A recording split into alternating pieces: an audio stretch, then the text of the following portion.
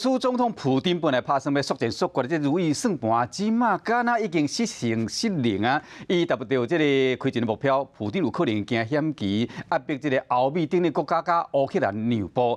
攻击目标都无限军事设施啊，连这个基辅，也就是基辅的电视塔，嘛，互这个炸弹飞弹拍到，上无造成5个人丧生无命。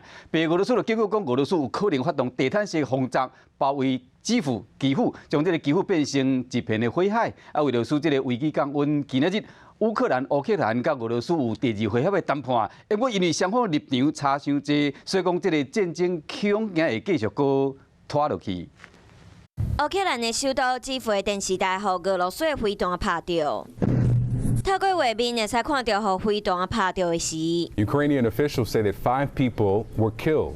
Russian military officials warned they are going to target additional buildings in Kyiv, including Ukraine's state security agency. 电视塔是平民的目标，不过因为会使传送消息，所以互俄罗斯的飞弹锁定。因为基辅电视塔边啊，就是纪念第2摆大战纳粹大屠杀的纪念碑，所以乌克兰总统泽伦斯基批评俄罗斯的行为，敢若历史重演。毋若是安尼，任何会当互乌克兰中央和地方继续运作的机构，比如州政府，就算毋是军事目标，嘛拢互攻击。东北部第2大城哈尔科夫州的州政府，佮有西北部瓦金波兰华沙日托米尔州州政府，嘛拢互飞弹拍到。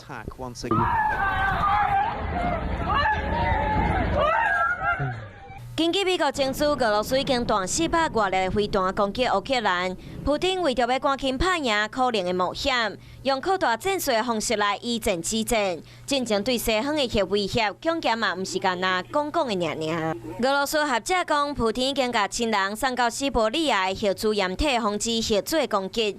白俄罗斯嘛警告乌克兰，俄罗斯可能会用地毯式的轰炸。军事家嘛研判，俄罗斯可能用当初进攻车臣的时所用的迫害战术来攻击乌克兰。But remarkably, young Ukrainians were already out, risking their lives to clear up. I don't know how we will rebuild it after the war. 看起来完全袂惊讲，要是咧看向未来，这恐惊才是普丁上大的敌人。Hello， 我是叶明。想要看到更多更及时的新闻内容，请订阅华视新闻的 YouTube 频道，并且按赞、开启小铃铛。